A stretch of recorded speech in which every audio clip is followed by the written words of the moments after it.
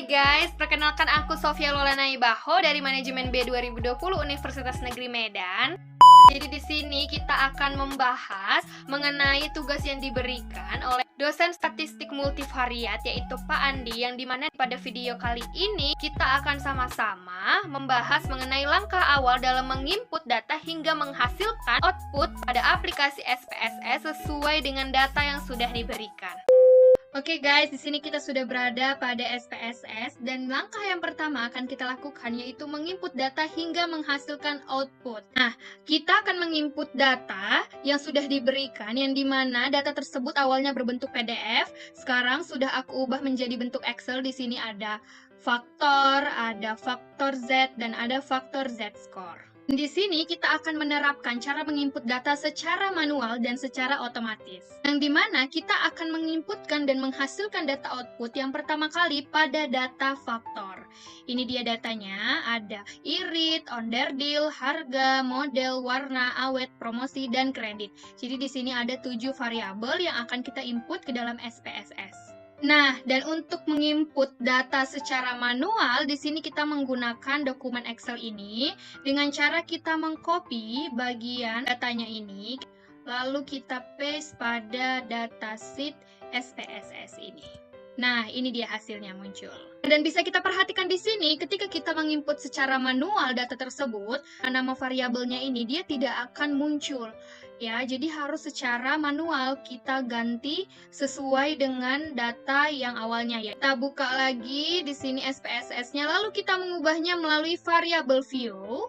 Di sini kita ganti namanya sesuai dengan data yang kita miliki. Nah, dan perlu diketahui juga pada saat kita mengisi nama pada variabel ini tidak dibolehkan ada spasi. Nah, untuk yang pertama di sini ganti irit, yang kedua ada onderdil, tiga ada harga, model, warna, awet, promosi, juga kredit. Nah, ini dia di sini sudah terisi namanya. Tipenya juga sudah numerik, width-nya sudah juga 8, di sini juga sudah semuanya. Selanjutnya kita kembali lagi ke data view. Nah, akan menjadi seperti ini, akan terisi yang tadi di atasnya ini hanya variabel 001, variabel 002. Sekarang kita akan menginput data secara otomatis. Di sini kita tekan file, lalu open, di sini ada data. Nah, di sini kita ubah file tipe kita menjadi Excel karena kita memakai data berbentuk Excel yang untuk diinput ke dalam SPSS ini. Nah, di sini kita pilih data yang pertama terlebih dahulu yaitu faktor. Kita open. Oke, dia akan muncul seperti ini, opening Excel data source. Kita langsung oke. Nah, ini dia tampilannya. Sudah langsung dia terinput dengan baik. Tidak seperti tadi kita harus mengubahnya dulu di dalam variable view untuk nama tipenya. Nah, setelah terinput, selanjutnya kita melakukan analisis faktor, yaitu menilai variabel yang layak. Ya, analisis faktor tahap yang pertama. Ini kita pilih analyze, lalu kita pilih dimension reduction. Di sini faktor.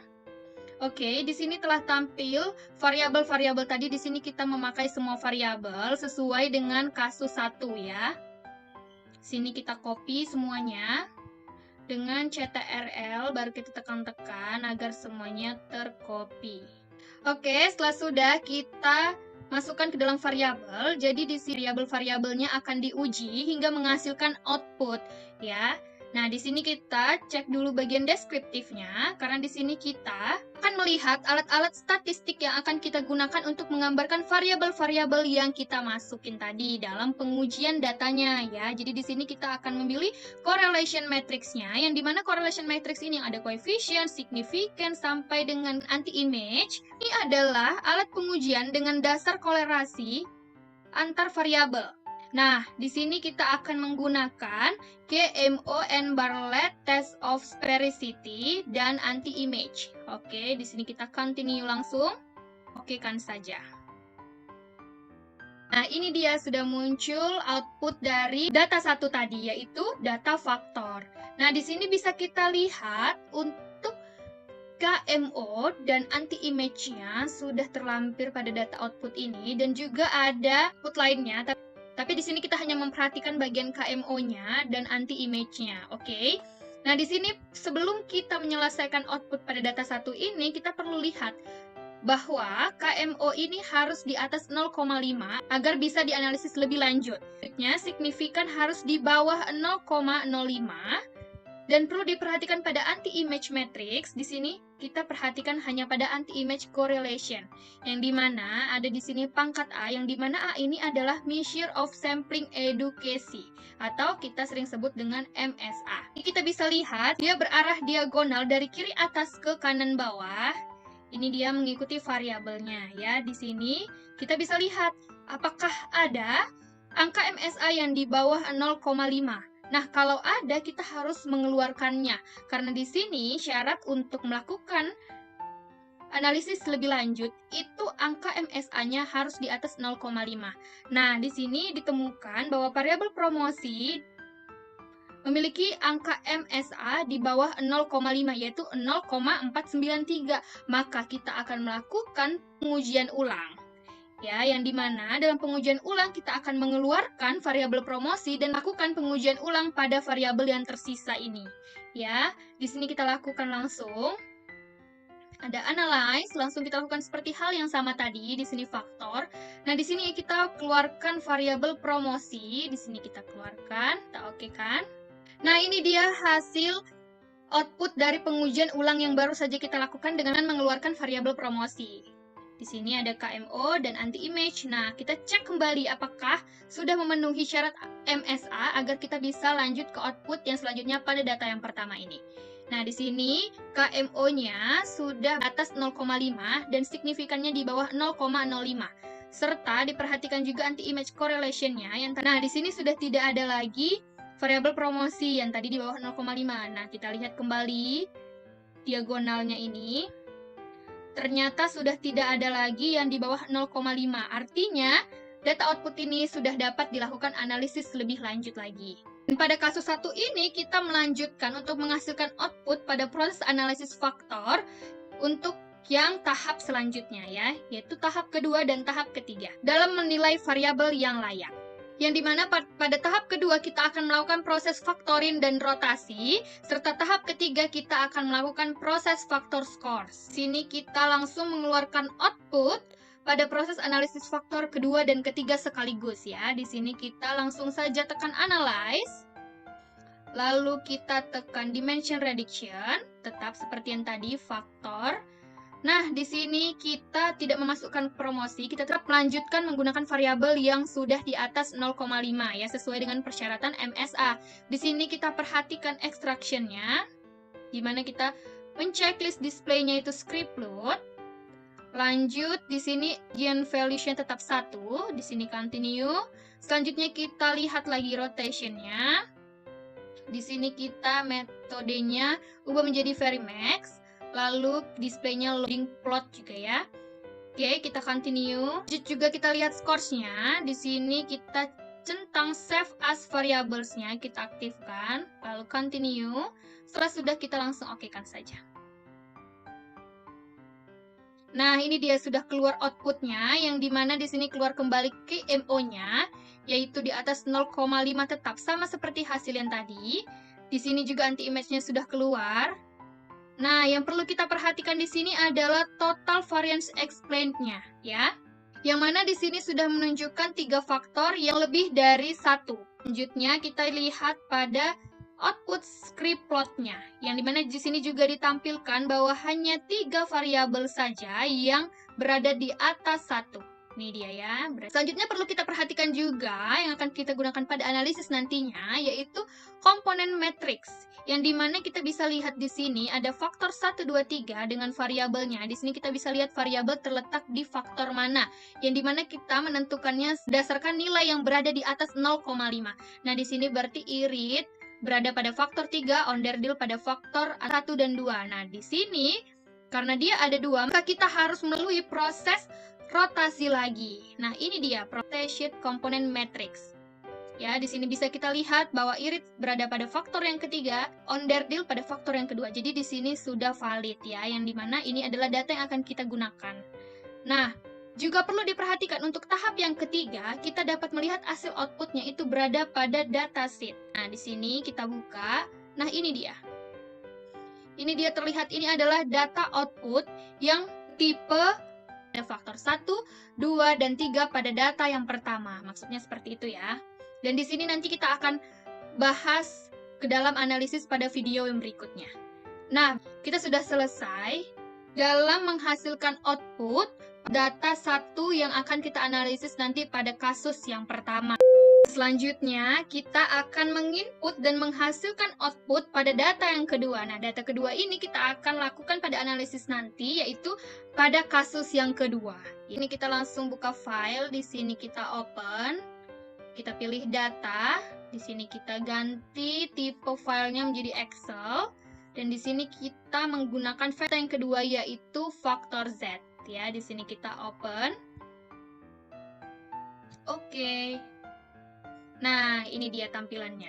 Nah, yang mana bisa diperhatikan di sini pada faktor Z ini, itu terlihat isi data ini sangat bervariasi dalam satuan yang dimana ada variabel data dengan satuan ratusan ribu yaitu gaji, ada satuan puluhan ribu komisi, dan ada satuan jumlah di bawah 10 yaitu absen. Jadi kayak bermacam-macam gitu ya, agak tidak sesuai datanya. Karena satuannya tidak sama gitu, jadi tidak dapat dianalisis secara bersamaan. Dari itu, kita akan melakukan tahapan standarisasi data dengan Z-score. Ya, jadi nanti akan muncul hasil outputnya berupa Z-score. Di sini kita melakukan standarisasi. Yang pertama itu kita analyze. Kita pilih descriptive statistik, lalu kita pilih descriptive. Nah, di sini kita masukkan semua variabelnya karena kita akan menggunakan semua variabel ini untuk distandardisasi. Kita pindahkan. Jangan lupa kita aktifkan Set Standard Set Values as Variable agar nanti keluar output yang akan kita gunakan ya. Nah, di sini kita langsung tekan OK. Nah, output yang tertampil pada disket kerja ini tidak kita analisis karena yang kita gunakan hanya yang ada pada variabel dataset ini aja. Nah, setelah kita sudah menghasilkan output pada data 2, yaitu pada tahap yang pertama dalam menstandardisasi data dengan Z-score, selanjutnya kita menggunakan data yang ketiga yang sudah terinput juga untuk variabel Z gaji, Z komisi, Z bonus, Z absen, hingga Z kunjungnya. Ya, lalu dari data tersebutlah kita melakukan penilaian variabel tersebut layak atau tidak untuk dianalisis lebih lanjut, seperti data yang pertama tadi pada kasus yang pertama.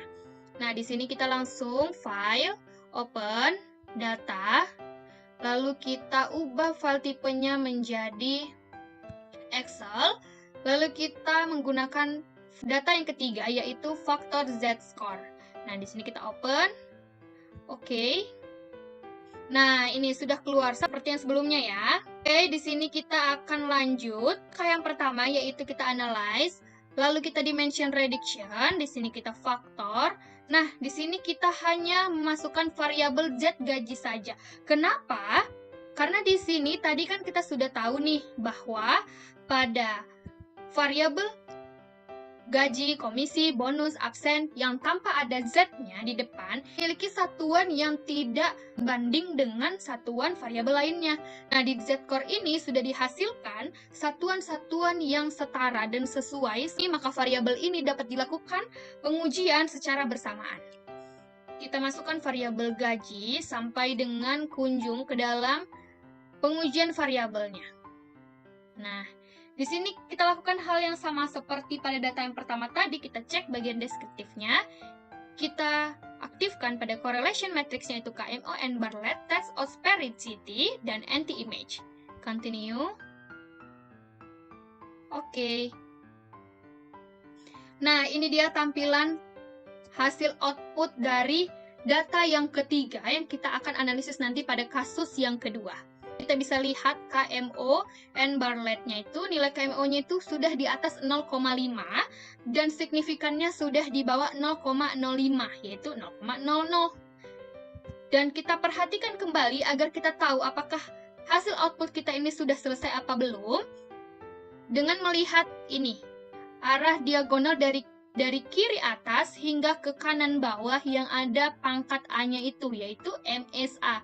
Nah, di sini untuk Z gaji hingga Z kunjung dapat kita perhatikan temukan ada 4 ya, angka MSA-nya di bawah 0,5 ya. Di sini ada Z komisi, Z bonus, Z anak, dan Z kunjung. Nah, dalam hal ini yang harus kita perhatikan, kita harus mengeluarkan satu persatu secara bertahap berarti ya, dalam mengeluarkan variabel tersebut.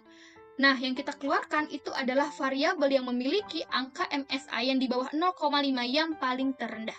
Nah, di sini dapat kita perhatikan itu adalah Z kunjung. Nah, di sini kita tekan analyze, kita lakukan pengujian ulang. Untuk pengujian ulang yang pertama, berarti di sini kita sudah melakukan pengujian sebanyak 2 kali, tapi untuk pengulangannya baru sekali ya. Faktor. Di sini kita keluarkan Z kunjung. Nih, langsung kita okekan saja. Nah, ini dia hasilnya. MO-nya menjadi meningkat. Angka MSK MO-nya menjadi meningkat, signifikannya tetap. Dan kita perhatikan pada anti-image correlation-nya, nih variabelnya Z kunjung sudah tidak ada lagi. Dan kita lihat apakah masih ada di bawah 0,5. Nah, ternyata masih ada pada Z bonus dan Z anak. Nah, kita lakukan hal yang seperti yang sama tadi, kita akan menguji ulang kembali dengan mengeluarkan variabel dengan nilai yang paling rendah. Nah, di sini yang paling rendah yaitu Z anak ya, dengan nilai 0,435. Oke, di sini kita lakukan kembali pengujian ulang yang kedua, dan berarti kita sudah menguji datanya sebanyak 3 kali gitu. Faktor, lalu kita keluarkan Z anak. Oke. Nah, ini dia hasilnya. Z anak sudah tidak ada lagi. Nah, untuk nilai angka MSA-nya sudah makin meningkat, jadi 0,562. Ya, memenuhi syarat untuk signifikan juga. Nah, kita perhatikan kembali pada anti-image correlation-nya. Apakah di sini masih ditemukan angka MSA yang di bawah 0,5? Ternyata masih ada satu variabel lagi, yaitu Z bonus. Nah, di sini kita keluarkan langsung Z bonusnya ya, dimension addition, faktor, sama seperti yang tadi, di sini Z bonus, kita keluarkan, kita oke. Nah, kita lihat hasil outputnya, makin meningkat ya, untuk KMO-nya menjadi 0,75, signifikannya tetap. Dan di sini tersisa Z gaji, komisi, absen, dan tes. Nah, di sini kita perhatikan nih, pada bagian anti-image correlation, untuk angka MSA pada variabel tersebut sudah tidak ada lagi yang di bawah 0,5, sudah tinggi sekali ya. Dalam artian, kita tidak perlu lagi melakukan pengujian ulang pada data tersebut. Jadi, untuk menghasilkan output pada data 2 ini, kita sudah selesai, karena kita sudah menghasilkan output dengan data yang dapat dianalisis lebih lanjut, sesuai dengan persyaratan memenuhi angka MSA untuk dianalisis lebih lanjut. Berarti di sini dapat kita simpulkan bahwa pada data yang pertama, untuk kasus yang pertama tadi, kita melakukan pengujian sebanyak 2 kali dengan pengujian ulang sebanyak 1 kali. Dan untuk data yang ketiga pada kasus kedua ini, kita melakukan pengujian sebanyak 4 kali dengan melakukan pengujian ulang sebanyak 3 kali. Oke guys, mungkin sekian dari video 1 kali ini dalam menginput dan menghasilkan output pada aplikasi SPSS sesuai dengan data yang diberikan. Semoga video ini bermanfaat bagi kita semua. Terima kasih dan sampai jumpa.